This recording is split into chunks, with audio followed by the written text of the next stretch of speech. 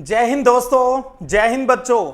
History की class में एक बार फिर आपका स्वागत है। अपना टॉपिक चल रहा है आपके 8वें पार्ट से और 8वां चैप्टर जिसका नाम है किसान, जमींदार और राज्य। यानी 16वीं और 17वीं सदी के अंदर जब भारत में मुगलों का राज था तो उस टाइम की वहाँ एग्रीकल्चर व्यवस्था, जमींदारी व्यवस्था क्या थी, उसको हम पढ़ रहे हैं। आज की वीडियो क्लास के अंदर हम 3 महत्वपूर्ण टॉपिकों को अच्छे से जानेंगे और क्लास की स्टार्टिंग करेंगे महिलाओं को लेकर।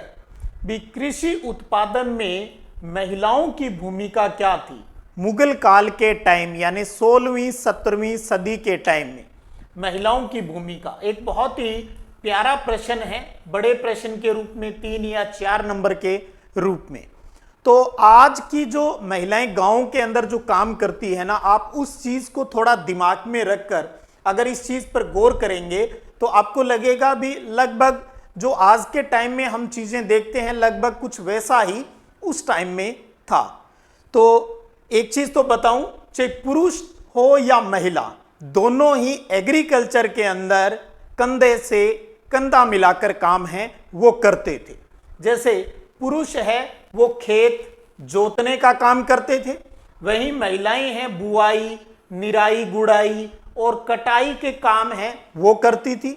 और जब फसल पक जाती थी तो उस पकी हुई फसल को निकालने में भी ये पुरुषों के साथ मिलकर काम है वो करती थी। इसके अलावा कुछ और काम जो स्पेशली महिलाएं करती थी, जैसे सूत कातना, चरखे की सहायता से महिलाएं हैं वो सूत कातने का काम करती थी, मिट्टी के बर्तन बनाने का काम करती थी, कपड़ों पर कढ़ाई का जो काम है वो महिलाएं करती थी उस टाइम में।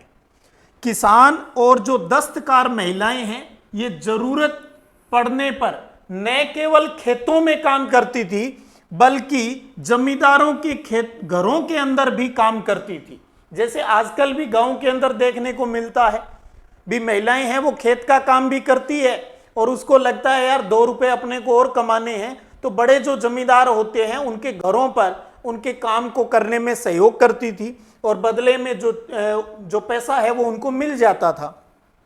और अपनी बनाई हुई चीजों को बेचने के लिए ये बाजारों के अंदर भी जाती थी। जैसे आप यहाँ देखेंगे बाजार के अंदर महिलाएं हैं वो मिठाई है वो उसको बेचते हुए दिखाया गया है।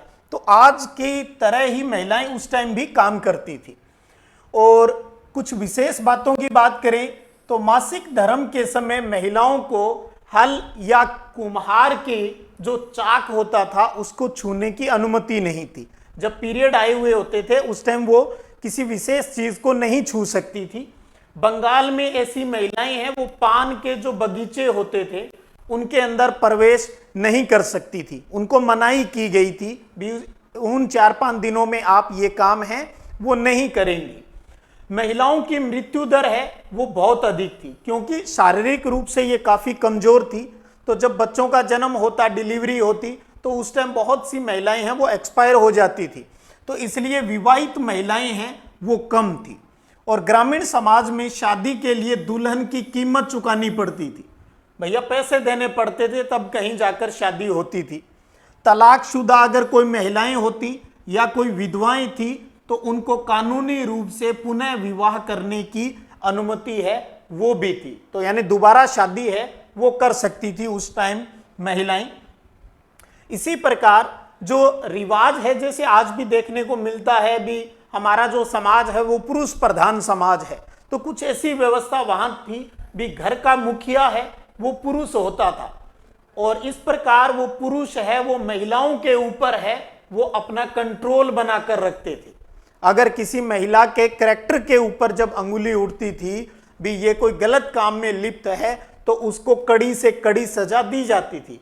लेकिन विडंबना ऐसी है भी ऐसा ही गलत काम अगर पुरुष करता, अगर पुरुष बेवफा निकलता तो उसके लिए उस प्रकार के दंड है वो नहीं दिए जाते थे जैसे कि महिलाओं को मिलते थे। महिलाओं को जो संपत्ति है वो विरासत में पाने का अधिकार है, ये भी कई स्रोतों से जानकारी मिलती है। हिंदू और मुसलमान महिलाओं को जमींदारी जो है वो उत्तराधिकार के रूप में मिलती थी, उसे बेचने और गिरवी रखने का भी उसको अधिकार था। बंगाल के अंदर हमें महिला जमींदारी की कई चीजें हैं वो मिलती है, जिससे सिद्ध होता है भी बंगाल के अंदर भी महिला जमींदारी है, व्यवस्था है, वो चलती रहती थी। अब बात करें इसके बाद में जंगलों की तरफ रुख करते हैं। भारत के अंदर बहुत से जो मैदानी इलाके हैं वहां पर तो खेती होती थी, इसके अलावा कुछ जंगल का क्षेत्र भी था जहां पर कृषि की बहुत बड़ी संभावनाएं थी, क्योंकि काफी जंगल देखने को मिले और वहां पर जो रहने वाले लोग थे जिनको जनजातियां कहा जाता है, उनकी किस प्रकार की व्यवस्था उस टाइम में थी। तो जंगल में रहने वाले लोगों का जीवन किस प्रकार का था, यानी हम जंगल और वहां के कबीलों के बारे में अब थोड़ा जानने की कोशिश कर रहे हैं। मुगल काल में जो जंगली शब्द है इसका इस्तेमाल ऐसे लोगों के लिए होता था जो जंगल के अंदर जो भी चीजें मिलती थी उनके ऊपर डिपेंड रहते थे और साथ में ही स्थानांतरित खेती है वो करते थे। आपने नाम सुना होगा, अगर आपका भूगोल विषय है तो आप जरूर अच्छे से जानते होंगे, स्थानांतरित कृषि या झूम खेती के बारे में जानते हो आप। जंगलों को साफ कर दिया जाता था, काट कर जलाकर, और उस राख के अंदर, क्योंकि राख काफी उपजाऊ होती है और उसके अंदर खेती की जाती थी। तो जब 4-5 साल तक वहां पर खेती होती तब तक ठीक है, फिर जो जंगल में रहने वाले लोग थे इस इलाके को छोड़ देते थे और नए इलाके के अंदर हैं वो जंगलों को साफ करके वहां पर खेती करते थे। इस प्रकार की खेती क्या कहलाती है, जो पारंपरिक है जंगलों के अंदर, वो स्थानांतरित खेती है वो कहलाती है। तो स्थानांतरित खेती है वो भी आदिवासी लोग हैं, जनजाति लोग हैं, वो करते थे और ये काम भी मौसम के अनुसार करते थे। जैसा मौसम होता था उसी प्रकार के काम हैं वो जंगलों में रहने वाले लोग करते थे। जैसे एक उदाहरण भील जनजाति के ऊपर बात करें तो बसंत के मौसम में ये जंगल के उत्पादों को इकट्ठा करते थे, गर्मियों के अंदर ये मछली पकड़ने का काम करते और मानसून के महीने के अंदर ये, जब मानसून आ जाती, बारिश आ जाती, तब ये खेती करते थे। शरद और जाड़ों यानी सर्दी के मौसम में ये शिकार करते थे। तो आप देख पा रहे हो भी जंगली जो लोग थे वो मौसम के अनुसार अपना काम बदल लेते थे और लगातार एक जगह से दूसरी जगह पर घूमते रहना इन आदिवासी लोगों की एक महत्वपूर्ण विशेषता थी, यानी स्थानांतरित होते रहते थे। किसके लिए? अभी जो हमने बात की स्थानांतरित खेती के लिए एक जगह से दूसरे जगह पर ये घूमते रहते थे, जो इनकी प्रमुख विशेषता है। इसी कड़ी में बात करें राज्य की, अगर बात करें यानी जो मुगल राज्य है अगर उसकी बात करें तो जंगलों को वो उल्ट फेर वाला इलाका मानते थे। क्यों मानते थे? क्योंकि यहां पर बदमाशों को शरण मिल जाती थी। जो गुंडा प्रवृत्ति के लोग होते थे वो जंगलों में जाकर शरण है वो ले लेते थे। और मुगल शासक बाबर ने भी इनके लिए कुछ कहा है, और क्या कहा है कि वहां के लोगों के लिए जंगल एक ऐसा रक्षा कवच था जिसके कारण राज्य के लोग कड़े विद्रोही हो जाते थे, राजा का विद्रोह कर देते थे और टैक्स अदा करने से मुकर जाते थे, मना कर देते थे भी। जब उनके ऊपर टैक्स बहुत ज्यादा हो जाता था तो वो मना कर देते थे, हम टैक्स नहीं चुकाएंगे, और बदले में कहां भाग जाते थे? जंगलों के अंदर है वो भाग जाते अपने गांवों को छोड़कर। तो ये बाबर ने भी अपनी किताब के अंदर इस चीज का उल्लेख है वो किया है। इसी कड़ी में कुछ महत्वपूर्ण प्रश्न निकलते हैं भी। जंगलवासियों के जीवन में फिर धीरे धीरे बदलाव आने लगा, वो बदलाव किस प्रकार के थे? कई बार इस पहले ही टॉपिक से प्रश्न आ जाता है, वो है बाहरी ताकतों का जंगल में प्रवेश। भी राजा लोग हैं ये भी जंगल के अंदर आते थे, क्यों आते थे? ऐसी क्या बात थी जिसकी वजह से राजा लोग हैं वो भी जंगल के अंदर आते थे?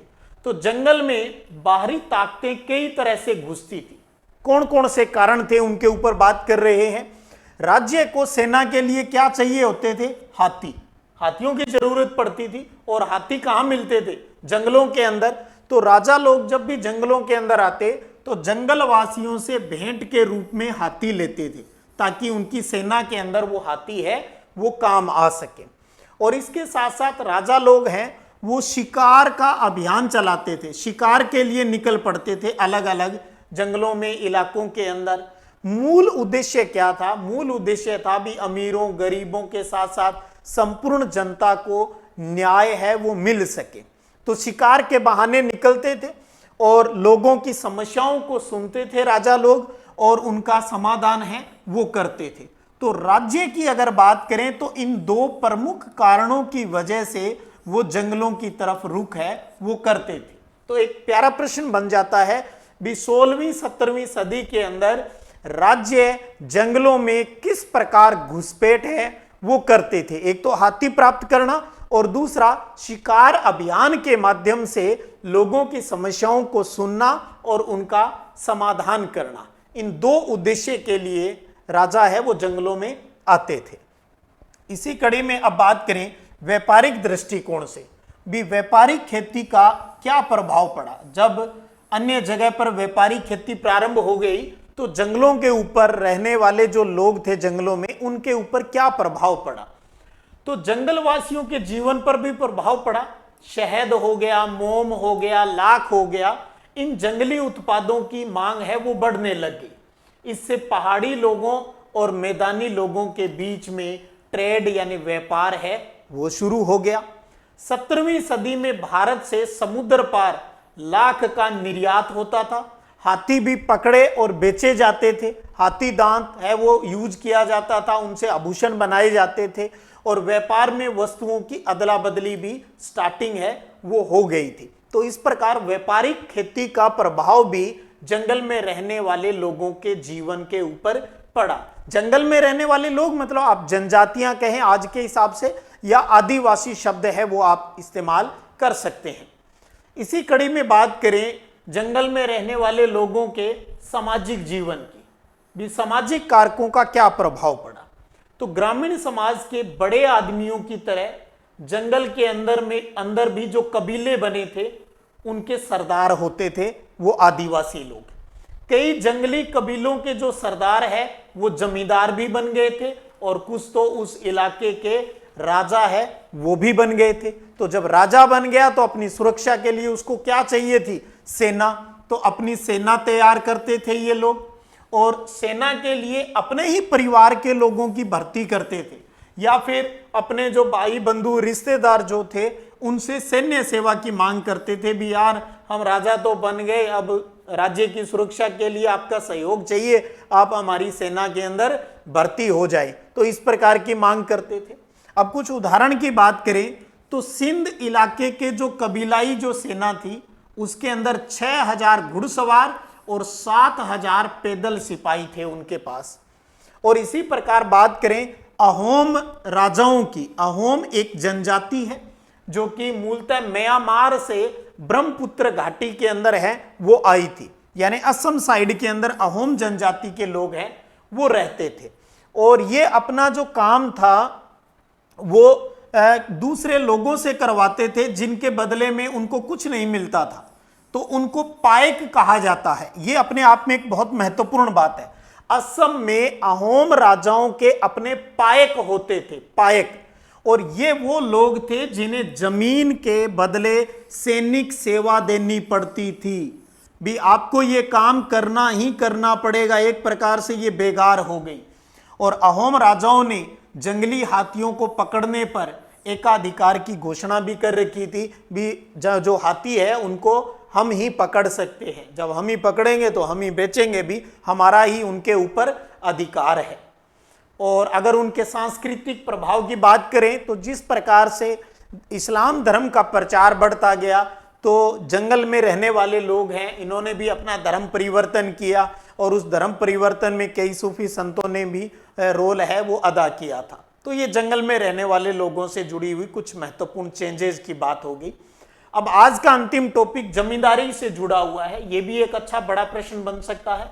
जमींदार और उनकी शक्ति के बारे में बताइए। मुगल काल के टाइम की यानी 16वीं 17वीं सदी की बात हो रही है। जमींदार कौन थे, पहले अपनी बात यहां से स्टार्ट करें। जमींदार की कमाई तो खेती से आती थी। ये वो किसान थे जिनकी कमाई तो किससे आती थी, खेती से आती थी, लेकिन ये खुद खेती नहीं करते थे। तो ये तो जबरदस्ती किसी से दूसरों से करवाते थे, चाहे बेगार में फ्री में करवाएं और चाहे उनको कुछ पैसा है वो दे दे। तो जमींदार वो थे जो जिनके खुद के खेत होते थे, खेती खुद नहीं करते थे। और ये समाज के अंदर हैं वो ऊंची हैसियत रखते थे, जमीन के मालिक भी ये खुद होते थे, तो ऊंची हैसियत रखते थे। सीधी सी बात, आज के हिसाब से भी गांव के अंदर जो बड़ा चौधरी है तो उनको कुछ अन्य सुविधाएं हैं वो भी राज्य की तरफ से मिल जाती थी उस टाइम। जमींदारों की इस बढ़ी हुई हैसियत के कारण जाति और राज्य को कुछ खास किस्म की सेवाएं देनी पड़ती थी इनको। जमींदारों की समृद्धि की वजह से उनकी विस्तृत जमीन थी जिसे उनकी मलकियत कहा जाता है, भी अपनी उनकी जमीन थी, वो उसके मालिक थे। मलकियत जमीन पर जमींदार के निजी प्रयोग के लिए खेती होती थी, अपने पर्सनल यूज के लिए वो खेती करता था अपनी उस जमीन के ऊपर, और इन जमीनों के ऊपर दिहाड़ी के मजदूर या जो पराधीन मजदूर है यानी बेगार वाले जो लोग हैं उनसे वो काम है वो करवाते थे। तो जमींदार लोग ये बड़ा ही शोषण करते थे। तो देखिए जबरदस्ती काम है वो भी ये करवाते थे उस टाइम में। जमींदार अपनी मर्जी के मुताबिक इन जमीनों को बेच सकता था, पावर थी उनके पास, खुद की जमीन थी, मालिक थे वो अपनी जमीन के, चाहते तो वो इसे बेच सकते थे, किसी और के नाम भी करवा सकते थे और इसे गिरवी भी रख सकते थे। अगर जरूरत है उसे और कुछ आमदनी की तो किसी के पास गिरवी रखकर उससे पैसे ले लेते थे। जमींदारों की ताकत इस बात से भी आती थी भी अक्सर राज्य की ओर से कर वसूल कर सकते थे। खुद की जमीन थी, अपने फायदे के लिए उस पर खेती करवाते थे, बेगारों से करवाते थे, और राज्य को यह फायदा था भी ये कर संग्रहण में मदद करते थे। राज्य के लिए टैक्स इकट्ठा करने की जिम्मेदारी भी इनके पास थी, और जब ये टैक्स इकट्ठा करते थे तो जो राज्य था वो उसे वित्तीय मुआवजा भी देता था, कुछ हिस्सा उनको दे देता था ताकि राज्य का नियमित जो टैक्स है उसका संग्रहण ये लोग कर सके।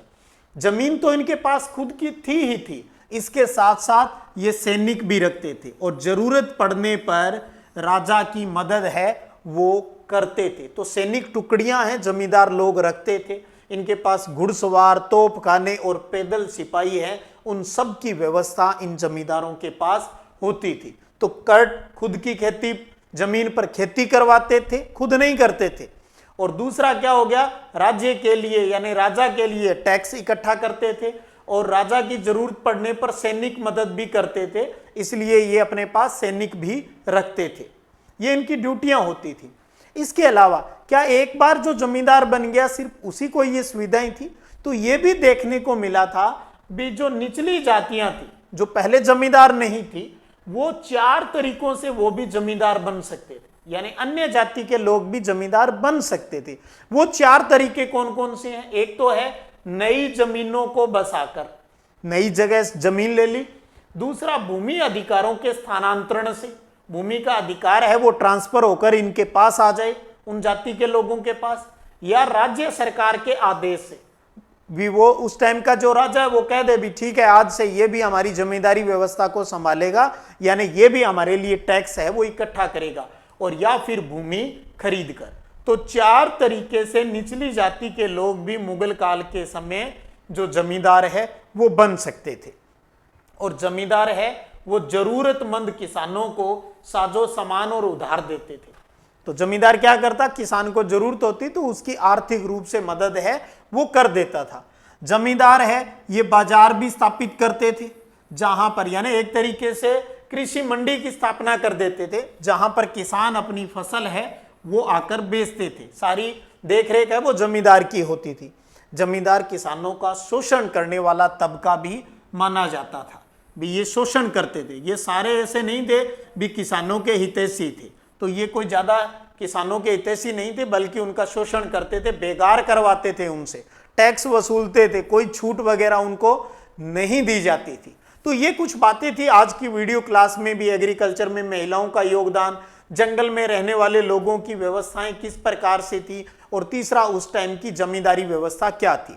अगले वीडियो क्लास के अंदर 3 और महत्वपूर्ण टॉपिक है और बहुत ही सिंपल से इंटरेस्टिंग और मजेदार टॉपिक है, उनको लेकर अगले वीडियो क्लास के अंदर हम बात करेंगे। और अब बारी है चलते चलते आपके प्रश्न की। एक बंगाली कविता हुई है चंडी मंगल, एक बंगाली कविता है चंडी मंगल। आपको यह बताना है उस बंगाली कविता के लेखक कौन है। कमेंट करके अपना इंट्रो देते हुए उस लेखक का नाम है वो जरूर बताइएगा। फिर मिलते हैं अगले वीडियो क्लास में, तब तक जय हिंद, जय भारत।